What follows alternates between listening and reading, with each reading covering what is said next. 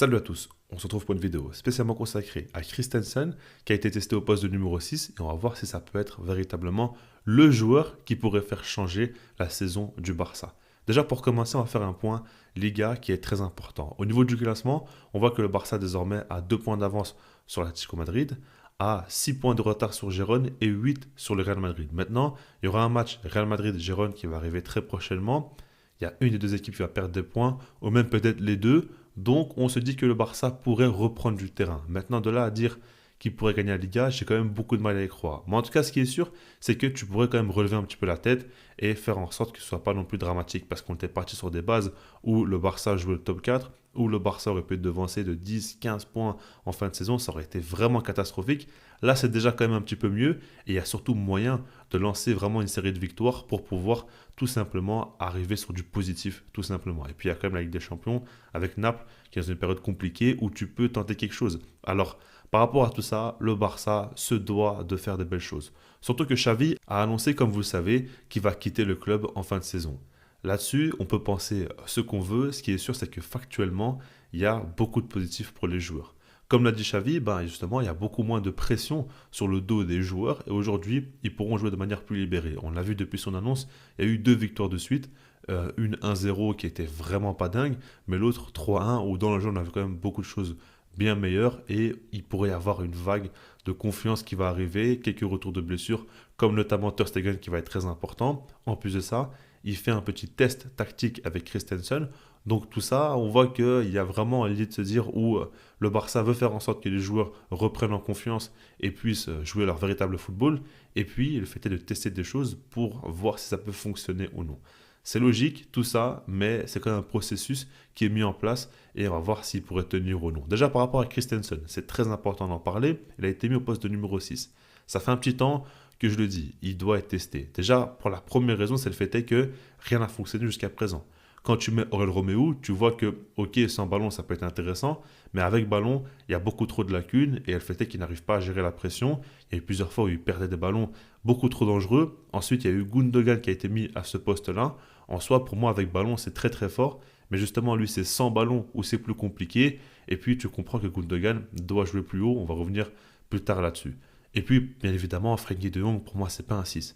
C'est un super joueur, mais il lui faut plus de liberté et il lui faut justement un 6 à ses côtés pour briller. Donc, par rapport à tout ça, tu comprends qu'il n'y a pas trop de solutions. Tu sais pas trop quoi faire. Et aujourd'hui, ben, tu as la chance d'avoir un gars comme Pau Koubarsi qui, en défense, fait de très belles choses. Et ça te libère un joueur qui est donc Andreas Christensen qui peut, lui, jouer au poste de numéro 6.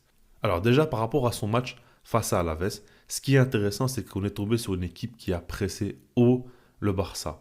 Et par rapport à ça, bah déjà, tu vois Christensen sous pression, ce que ça donne.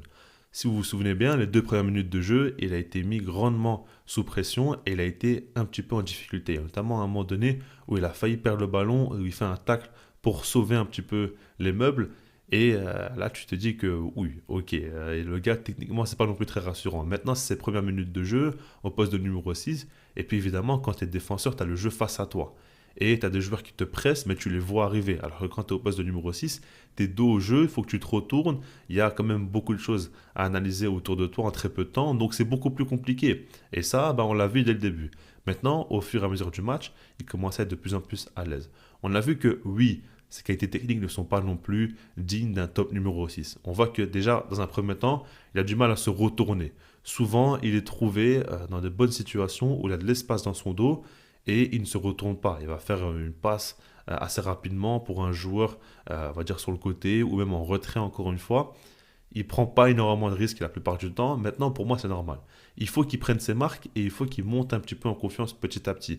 C'est un processus qui prend du temps. Et évidemment que dès le début, il ne va pas commencer à être comme Busquets Prime ou quoi. C'est logique. Et même, j'aimerais dire que techniquement, il a montré de belles choses parce que quelquefois, souvenez-vous, il recevait des ballons dos au jeu et en une touche, il arrivait à décaler un joueur ou quoi. Donc ça, c'était quand même plutôt bien. Et puis, il jouait pas non plus constamment sur De Jong parce que De Jong faisait le taf. Non, des fois, il essayait quand même de faire la différence. Il y a un moment donné aussi où il trouve Pedri dans l'intervalle. Je me souviens, c'était quand même pas mal. On a vu quelques bonnes choses d'Andreas Christensen et ça, c'est quand même positif. Maintenant, j'ai encore un doute sur le fait qu'il puisse gérer la pression face à une équipe avec de meilleures individualités. Là, je pense que ça peut être compliqué pour lui et c'est là où se situe sa limite. Et donc, il va falloir gérer ça. On a vu sur plusieurs séquences, quand le pressing d'Alaves était très fort, c'était Frenkie de Jong qui reculait énormément et qui s'occupait de la sortie de balle. Et en soi, ça, il faut le prendre en compte. Le fait que Christensen joue avec Frenkie de Jong, bah, tu comprends que ça change beaucoup la donne parce que de Jong a des capacités hors normes pour faire la différence tout seul à la sortie de balle, dribbler un ou deux joueurs et puis casser une ligne. Il y a peu de joueurs dans le monde qui savent faire ça. Et ça, il faut en profiter. Il faut laisser De Jong s'occuper de la sortie de balle et il faut que Christensen arrive à être important en jouant de manière très simple et en fluidifiant le jeu avec très peu de touches de balle, comme il l'a fait quelques fois où il faisait des passes en un temps ou en deux temps, mais il faut quand même qu'il arrive à se retourner et à faire des ouvertures. Souvent, on a vu que Cancelo était seul côté gauche, ou même Hector Fort. Souvent, il y avait beaucoup d'espace à cet endroit-là du terrain et il n'envoyait pas de ballon long sur le côté. Il préférait tout le temps jouer dans l'axe et ça m'a un petit peu dérangé. Parce que ce qu'il faut prendre en compte, c'est le fait que les adversaires vont beaucoup analyser Christensen. Comment il joue, dans quelle zone il aime un petit peu chercher des joueurs. Et par rapport à ça, il peut vite être mis en difficulté. Surtout que dans les gros matchs, encore une fois, il y a un problème. C'est le fait que les équipes ne vont pas hésiter à faire un gros pressing sur Christensen parce qu'ils savent très bien que c'est pas le joueur le plus habile techniquement. Et puis c'est beaucoup plus simple de presser Christensen que de presser un gars comme Frenkie de Jong qui ne perd pas beaucoup de ballons. Donc par rapport à ça, c'est très important de le prendre en compte. Maintenant, ce qui est bien par contre, c'est tout ce qui est donc dans l'aspect sans ballon. Déjà, on l'a vu au niveau du contre-pressing, c'est intéressant. Quand il perd un ballon, il va tout de suite faire un gros pressing et récupérer ou faire la faute intelligente. Et ça, c'est très important. Je trouve qu'en termes de pressing pur, c'est pas la folie. On voit que c'est un joueur qui va beaucoup rester en position, qui va beaucoup analyser ce qui se passe autour de lui. Il n'est pas énormément en mouvement sans ballon. Mais par contre, une fois qu'il perd le ballon en contre-pressing, là, il peut faire la différence. Et ça peut aider le Barça à récupérer des ballons un peu plus haut et quelquefois pouvoir exploiter des espaces. Donc ça, c'est très important. Et puis voilà, en règle générale, sans ballon, c'est bien. Dans les phases de jeu où tu es acculé, où le numéro 6 doit reculer, bah déjà, il a un bon jeu aérien pour les centres, etc. Et puis, il peut couper des lignes de passe. Il peut quand même beaucoup aider l'équipe dans ces phases de jeu-là. Donc ça, c'est très positif. Et puis surtout, en soi, ce qu'il faut bien comprendre, c'est le fait que Christensen va sublimer les milieux de terrain. C'est pas pour rien si d'un coup, face à Alaves, on a vu De Jong, Pedri, Gundogan réussir chacun un très bon match, c'est parce qu'ils ont été plus libérés. Déjà, dans un premier temps, Frenkie de Jong, il faut le prendre en compte. Le fait est que Christensen assure le jeu sans ballon, assure un minimum de récupération de balle et une activité défensive assez bonne, bah ça fait que de Jong peut se projeter un peu plus souvent.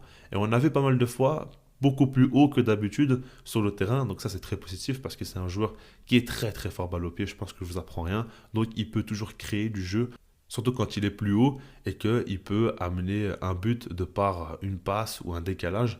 Donc ça, c'est important. Et puis, évidemment, Gundogan, j'en parlais déjà depuis quelques temps, Gundogan, son meilleur poste a toujours été assez haut sur le terrain. Dans le demi-espace, on sait bien que c'est un joueur qui peut marquer des buts, qui peut faire marquer ses coéquipiers comme face à Alaves. Il a marqué un but, il a fait une passe D parce qu'il a joué plus haut sur le terrain. Et si Christensen t'assure un équilibre, on va dire au minima avec De Jong, bah ça fait qu'il permet à des joueurs comme Gundogan de jouer plus haut, plus libéré et pouvoir être plus dangereux offensivement, surtout quand tu sais que la ligne d'attaque actuellement n'est pas non plus flamboyante côté Barça. Bah ça aide grandement l'équipe et ça il faut le prendre en compte. En fait, ce qu'il faut se dire, c'est que Christensen ne pourra pas être parfait dès maintenant au poste de numéro 6. Oui, techniquement, il aura des lacunes. Oui, il pourrait être mis en difficulté face à des pressings intenses en face. Oui, dos au jeu, c'est pas le meilleur joueur au monde. C'est pas un gars qui va beaucoup scanner le terrain et anticiper, on va dire, les mouvements en face. C'est pas un gars qui va se positionner toujours de la meilleure des façons. Ça, c'est sûr et certain. Maintenant, Christensen, c'est un joueur qui peut libérer De Jong, qui peut libérer Gundogan, qui peut faire en sorte que le Barça soit moins fébrile défensivement. Et toutes ces choses-là, c'est très important. Donc, il faut faire en sorte de lui donner beaucoup de temps de jeu, beaucoup de continuité pour qu'il puisse fluidifier le jeu, réussir à se rendre utile avec ballon en jouant de manière très simple, en n'hésitant pas à prendre des risques en ouvrant le jeu côté droit comme côté gauche.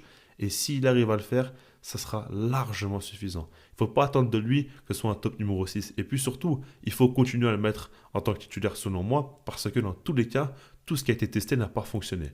Donc on ne va pas repartir sur les mêmes erreurs, on va tenter quelque chose de nouveau. Si ça ne marche pas, tant pis, mais si ça marche, bah là, tout le monde sera gagnant. Et pour moi, oui, Christensen peut changer la saison du Barça, encore une fois, et on pourrait arriver sur de bonnes bases pour la saison prochaine. C'est un petit peu l'objectif, certainement. Et puis, on ne sait jamais ce qui peut arriver. Hein. Si jamais tu passes Naples en Ligue des Champions, Ce qui devrait être le cas maintenant, on ne sait jamais, on ne va pas non plus s'avancer. Tu arrives tout de même en quart de finale. Si jamais tu as un bon tirage, tu passes en demi, ce serait déjà une grande, grande, grande réussite. Et après en Liga, si jamais tu arrives au moins à accrocher à la deuxième place, te rapprocher du Real Madrid pour sauver un petit peu l'image du club, ça peut être positif tout ça. Donc par rapport à ça, il faut vraiment y croire, il faut se donner à 2000%. Il n'y a plus grand-chose à perdre. Il n'y a que tout simplement le fait de gagner un petit peu en termes d'image.